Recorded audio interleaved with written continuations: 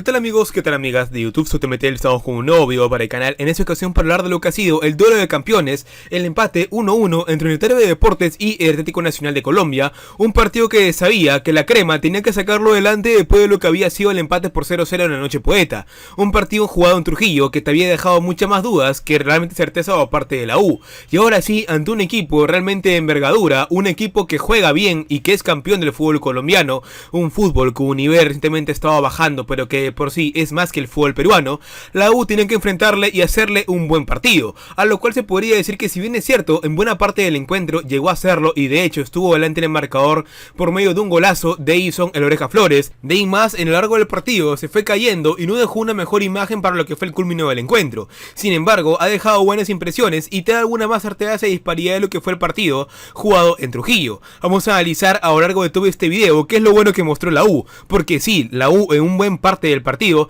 mostró buenas jugadas, sobre todo buenas acciones individuales que finalmente lo llevaron a estar ganando el encuentro por cierta parte del mismo. Sin embargo, también revisaremos cuáles fueron las falencias y los puntos tácticos y sobre todo cuál fue el planteamiento de la U que hizo que finalmente se lleve un empate que se podría decir es un buen resultado ante un muy buen rival y habiéndolo jugado un partido con ciertos puntos buenos. Sin embargo, la U todavía tiene algunas falencias propio de toda una pretemporada que tienen que analizar y sobre todo resolver en este momento del año, y se podría decir que Fabián Bustos esté en ese momento ideal, pero para ello el hincha tiene que estar informado, el hincha tiene que llegar a notarlo, y esa va a ser una de las misiones de todo este video. Veremos todo lo bueno que dejó la U en el partido jugado en Miami, como también lo malo y cómo es que la llegada de Canchita González y de Jairo Concha a ese mediocampo de la U y de un hombre más del extranjero que se va a cerrar en los siguientes días es lo que puede finalmente hacer mejorar esta versión que hemos visto en esta noche de Universitario. Sin más que decir, comencemos. Si hablamos de lo que fue el inicio del partido, la U se lo con un once muy similar a lo que vimos con Fossati: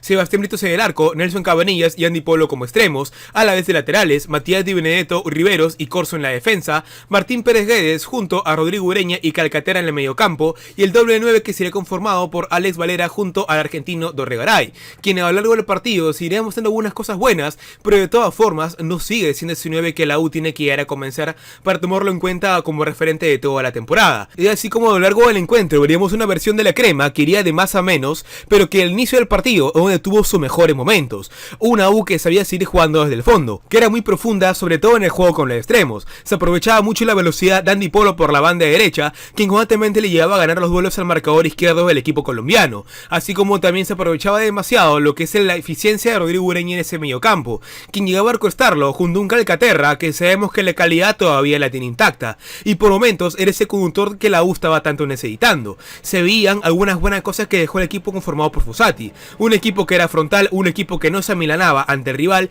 y que sabía seguir jugando fuerte. Es ahí donde la presencia de Oreja Flores y lo más accidental de la U a lo largo de todo el encuentro. El Oreja a lo largo de toda su carrera nunca había sido criado como 9, sin embargo siempre que está en la parte de arriba y siempre que tiene la pelota pasan cosas. Una falta ganada por el argentino Dorregaray le daría a la U un peligroso tiro libre, donde Flores aparecería y con toda la calidad la clavaría en un ángulo, marcando el primer grito de gol de la U en el centenario de la forma más linda posible, con un espectacular tiro libre. Es así como la U se pondría por encima de los colombianos. Castillo simplemente volaría para hacer más espectacular el gol de Oreja Flores, y de ahí más la U seguía teniendo un encuentro en el cual demostraba cierto nivel, mantenía sobre todo la eficacia en cuanto a lo que eran los extremos. Sin embargo, se empezaba a notar algunas falencias sobre todo en la defensa. Por más que la salida de la U era bastante limpia, el partido de Di Benedetto junto al de Rivero se fue dibujando. Antes de eso, un buen tiro de esquina cobrado por Andy Polo haría que aparezca el paraguayo Riveros, quien cabecería a doble bote y estuvo muy cerca de haber sido el segundo gol de la U de no ser por un despeje del defensa del Nacional y una reacción nuevamente del golero Castillo.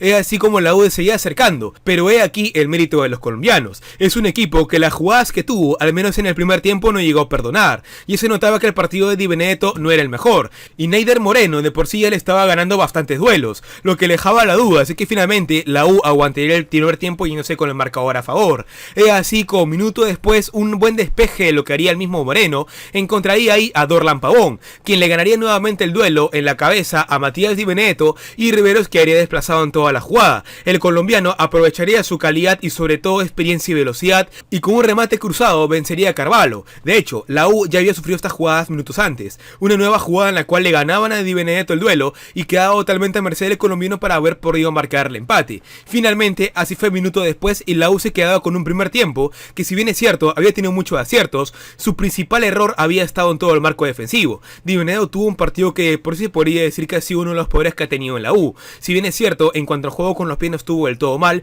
por el juego aéreo que previamente había sido una de sus principales fortalezas, fue la zona débil de la cancha de la Crema que el equipo colombiano llegó a aprovechar bastante. Se la mueve el arquero uruguayo Britos, quien demostró algunas cosas buenas en el partido de Lavallejo. En este encuentro, si bien es cierto, no fue exigido demasiadas veces para que tengan que aparecer, en las jugadas que tuvo, creo que respondió bien y sobre todo le llegó a dar buena salida al equipo. De ahí más fue un primer tiempo en el cual Regaray ganaba bastante faltas, sin embargo no se mostraba como ese 9 de calidad que la U tiene que necesitar. No era un jugador que la bajaba y de por ahí te creaba alguna jugada. Si bien es cierto, de las faltas puede devenir esto y justamente así vino el gol de la Oreja. Regaray creo que tuvo un partido decente, al menos en la primera parte, pero de ahí más la U fue bajando bastante la intensidad a partir del minuto 30. Se cayó demasiado a la figura del mediocampo y si bien es cierto, la U respondía de buena forma en todo el marco defensivo, en toda esta zona y la figura ureña sin duda fue lo mejor de la U, el partido poco a poco fue bajando. Peregué no tuvo el mismo nivel, tampoco podríamos decir lo mismo de la defensa, sobre todo el caso del argentino Di Benedetto y de Riveros, y ya te dejaba la impresión de que la U estaba mucho más cerca de poderse llevar un 2-1 en contra,